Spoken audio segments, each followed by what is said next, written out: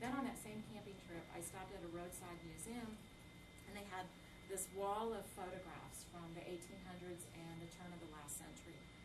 And there was a photograph there that just really caught me. And it was a picture of a woman sitting in front of her sod dugout. She had her chair, and she was all alone. And in all the other photographs, people had their entire families, they had their milk cows, they brought their roosters. They would drag out pieces of furniture to be in these photographs. There used to be professional photographers who would go through the West, and for a small amount of money, you could have your picture taken.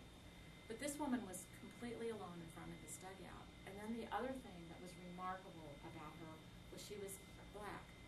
And I had never thought about black settlers in the West at that point. And I've traveled all through the West and never heard this. I knew that there were black cowboys. I knew that there were buffalo soldiers, but I never thought about these people having families and that they settled. So when the trip was over, I kept thinking about that woman in the photograph. There was no name with it, no location, no date. And it bothered me that she was alone and that I didn't know her story. So I started doing some research about black settlers, and sure enough, there were many in the West. And I found a few books, but I couldn't find any novels. And since I love fiction, it frustrated me that there weren't any novels. And so I just decided I'm going to give this woman a story. But I wasn't thinking in terms of a manuscript or a book. I just wanted to give her a story. So I started doing all this research, and I was reading about black culture of the time period, and then I started reading about the Buffalo Soldiers, found out about Fort Robinson, and I realized that this woman in the picture, I had to give her a family. I just couldn't have her out there by herself.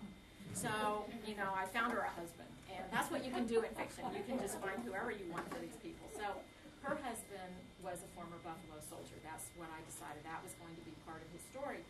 Then when I was reading about Buffalo soldiers out there in that part of South Dakota, I found out that the soldiers from Fort Robinson had been involved in a big Indian uprising, putting it down. It was a massacre. It was Wounded Knee Creek massacre at Pine Ridge, and it was the last uprising, and the Buffalo soldiers had been part of that massacre. They came in and kind of had to clean up things, as they say.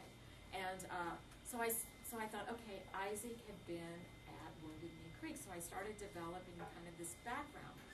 Well, I had to think about Rachel, the woman who I considered the person in the photograph, and I decided that she was from Chicago. So I started doing research about Chicago, and when you read about Chicago, you read about the slaughterhouses. So I decided that that's kind of Rachel's background. She's part of the slaughterhouse community. And when I was doing this research, I found Ida B. Wells Barnett, a person I'd never heard of before. She was a black journalist, and she and her husband owned the Conservator in Chicago, and she was incredibly brave and outspoken. She wrote against lynchings, and when there would be a lynching in the South, she would travel south and interview the sheriffs.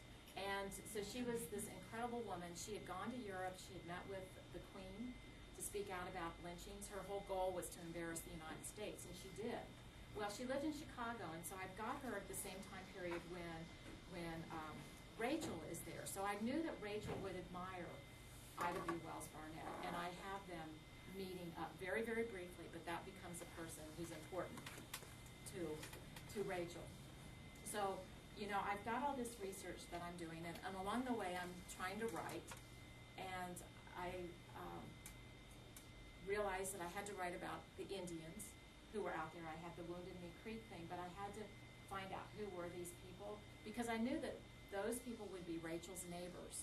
So I started reading about the Dakota Sioux, and I'm reading about Chicago, and I'm trying to figure out the Buffalo Soldiers, and I'm working at this time. I'm teaching sociology at a junior college, and I'm realizing, I don't really know how to write.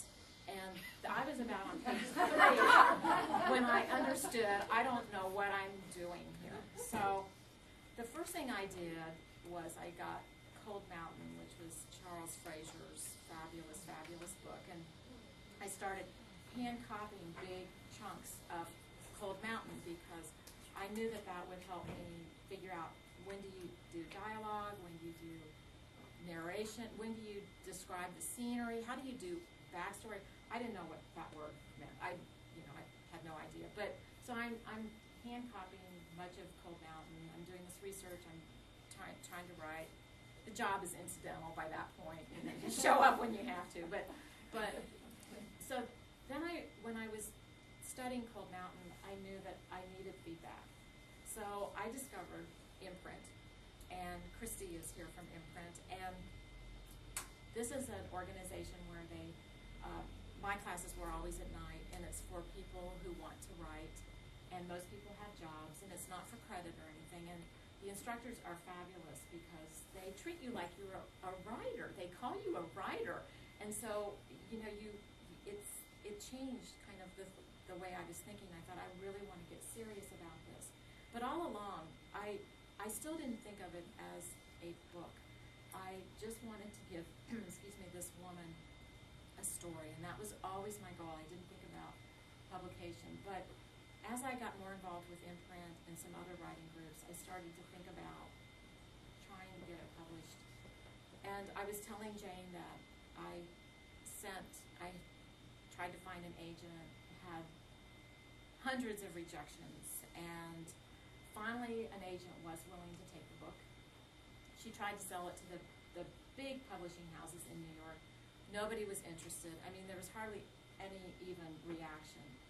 And so she and I parted ways, and I had heard about Macmillan New Writing in the UK, and this is a division of Pan Macmillan, and they're willing to look at authors who do not have an agent. So I said, okay, this is a very American story. This is in the West. Cattle ranchers, the Brits are not going to be interested. But thank goodness, the British love the American West. Thank goodness. And, we've gone on hiking trips, and we'll be in the bottom of a canyon, and we're the only American accents there. It's all the French and the Brits and the Germans. And they all carry their little flask of liquor down into the canyons. We have our water bottles. But the British then, Pan Macmillan then printed the book. Shortly after it was printed there, I had submitted it to the Texas Institute of Letters, was having a competition for first books, and it won the prize there. And then a few weeks later, then it was nominated for the Orange Prize in the UK, which is a big literary competition, and then it was also nominated for the Orange Award, another one. And all of a sudden, I was telling Jane, maybe not, I've probably told this story so many times, excuse me, but I got up one morning, and there was like emails, just a list of emails, just congratulations, and they were from all those agents who had rejected me. It was just such a moment of triumph, and because they had all heard about these prizes, and I didn't win the ones in the UK, but it really didn't matter, because at that point, all of a sudden, the book was of interest to people, and Pan Macmillan, the publishing company, then sold it to Viking, and so that's why it's just been released now. And it's such a great experience because I feel like I came to the United States through the back door, and I had to kind of go the round trip. But I think that fits that woman in that photograph who I had found, who had been lost and who didn't have an identity, and nobody knew who she was. And so the really exciting thing about having this book published for me is that this woman has a story, and I think that it's probably many people's story that were in the West, and it's maybe forgotten sometimes. So now it's there's some people that are